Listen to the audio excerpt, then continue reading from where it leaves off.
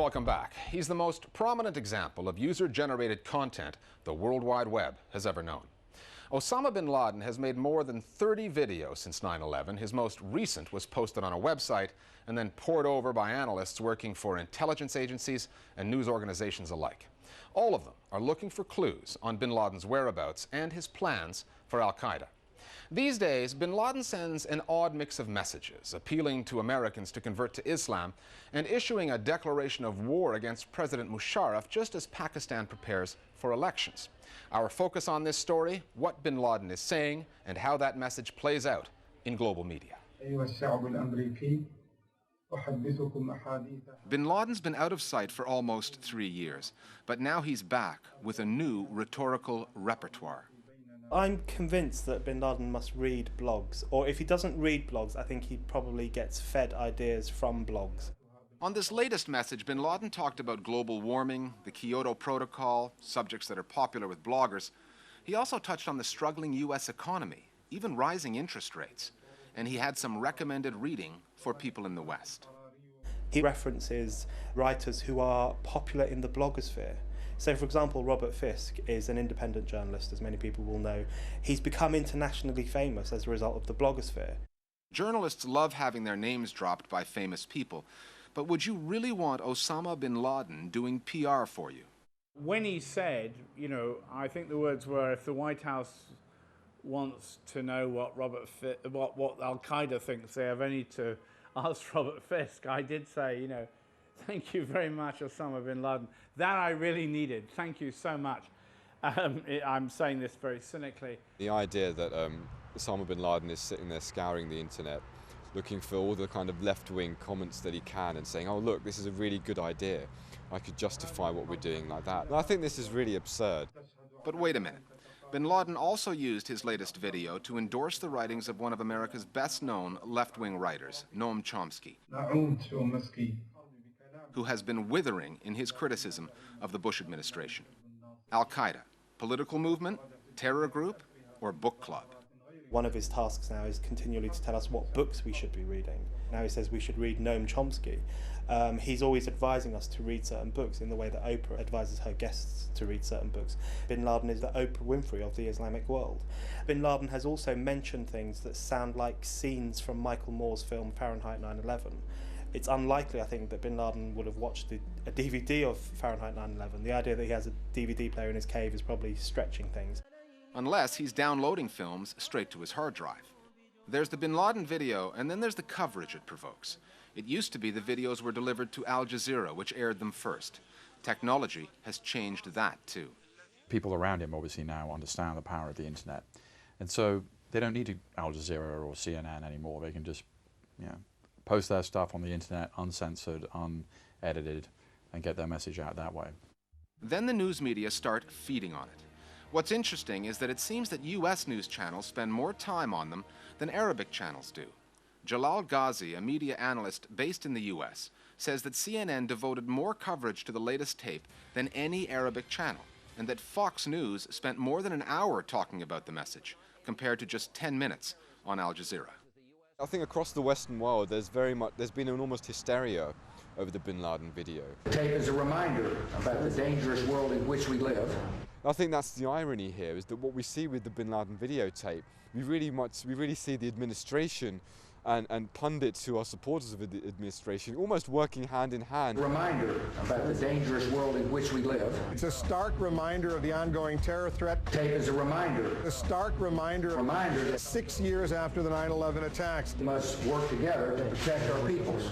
Working hand in hand with bin Laden to kind of get this cycle of violence going again. He is the one championing the war on terror. Totally disproportionate to the reality. He is calling people to arms to fight the United States. When really most people are thinking that this is really not on, it's time to finish with this. You strip it away and you realise he's just parroting our own fears and concerns in a quite cynical fashion. So I think the way the Western media has responded is really unfortunate. One of the problems we have in journalism today is that bin Laden makes an audio tape or a videotape. Vain, self-aggrandizement, whatever you like to call it.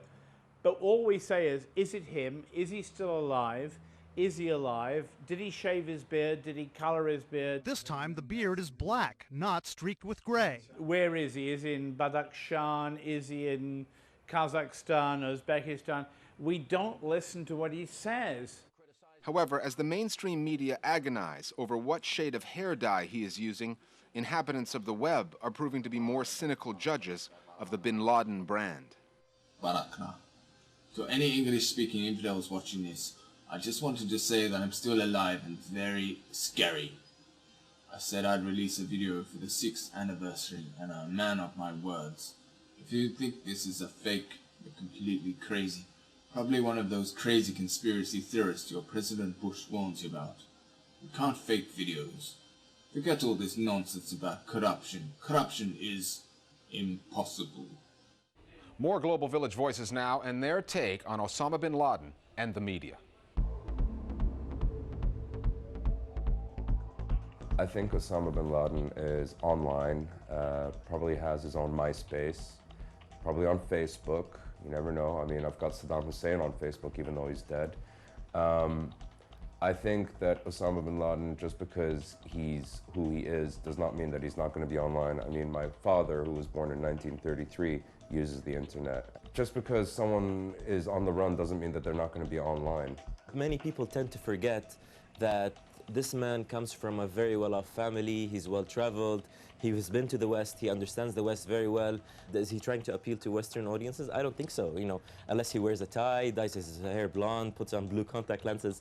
On the contrary, I think he's trying hard to strike fear in the hearts of Westerners. You know, to get them to listen. Here at the Listening Post, we find the offerings of state-run television strangely compelling. Here's an example of when state-run TV works together with the military to wave the flag and stoke the fires of nationalism. It's a recruiting ad for the Ukrainian military that apparently is no spoof, and the message couldn't be clearer. Sign up, jump on a tank, and get the girl.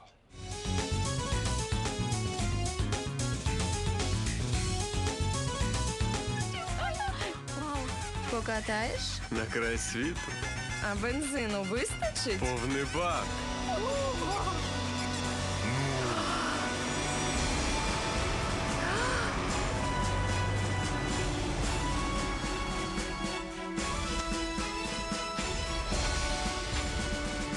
Дуже хочеться водички напитись. А, дівчата? Зараз.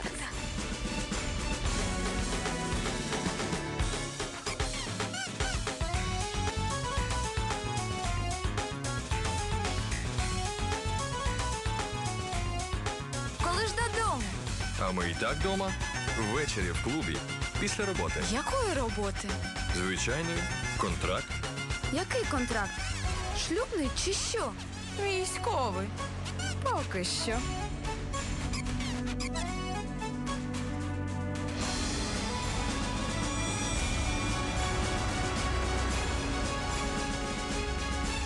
Дівчата! Дівчата! Дівчата! А покататися! Бабу Маню катай! Кататі! Час нових героїв. Служба за контрактом у Збройних силах України. Finally, the world of web videos has created a new constellation of global stars, including some unlikely figures, many of whom we've featured on our Internet Videos of the Week. Here's the latest. Chris Crocker has made a name for himself by castigating the media over troubled pop diva Britney Spears. He wants us to leave her alone. 8 million hits later, Crocker is now looking at getting his own TV show, his own crack at fame, and probably his own ongoing relationship with the paparazzi. We'll see you next time at the Listening Post. And how dare anyone out there make fun of Britney after all she's been through? She lost her aunt. She went through a divorce. She had 2 kids. Her husband turned out to be a user, a cheater, and now she's going through a custody battle. All you people care about is readers and making money off of her. She's a human! What you don't realize is that Britney's making you all this money and all you do is write a bunch of crap about her. She hasn't performed on stage in years. Her song is called Give Me More for a reason, because all you people want is more, more, more, more, more! Leave her alone!